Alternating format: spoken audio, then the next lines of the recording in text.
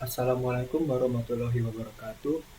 Ahlan wa sahlan. Perkenalkan nama saya Mura Maulidi Fahri dari kelas IF 4501 dengan NIM 13012133325 akan menjelaskan tentang sumber-sumber hukum Islam.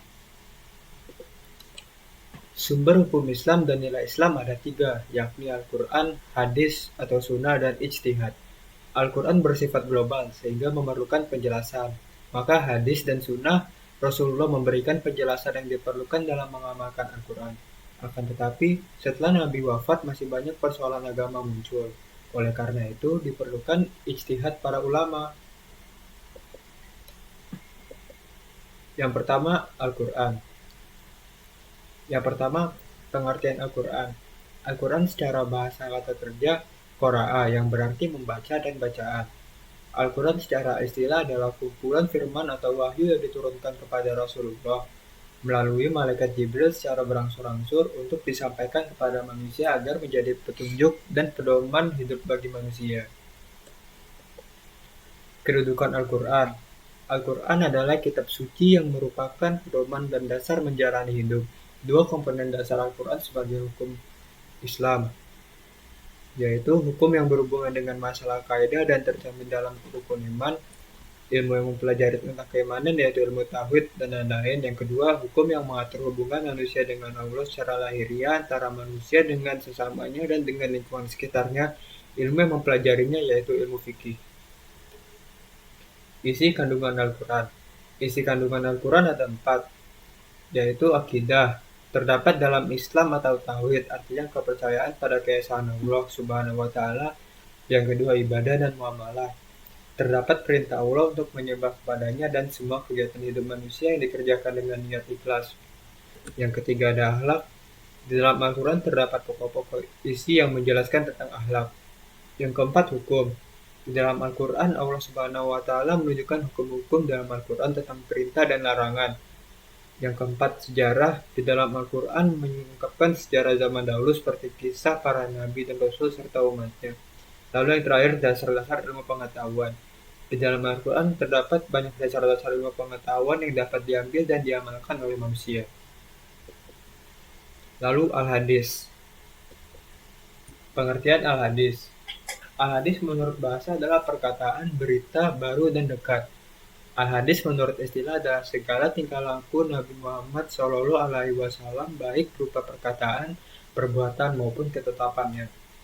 Beberapa istilah dalam hadis yaitu pertama, atsar, yaitu sesuatu yang disandarkan kepada para sahabat Nabi Muhammad SAW.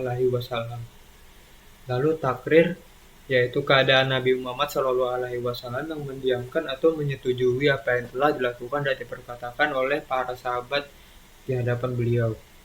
Yang ketiga, sahabat, yaitu orang yang bertemu Rasulullah SAW sewaktu beliau masih hidup dan dalam Islam lagi beriman dan mati dalam keadaan Islam. Yang keempat, tabi'i, yaitu orang yang menjumpai sahabat baik penjumpaan itu lama atau sebentar dalam keadaan Islam lagi beriman dan mati dalam keadaan Islam. Yang kelima, matan, yaitu lafal hadis yang diucapkan oleh Nabi Muhammad SAW atau disebut juga isi hadis. Lalu terakhir, sanad, yaitu orang yang menjadi perawi yang meriwayatkan hadis Nabi Muhammad SAW. Fusi al-hadis.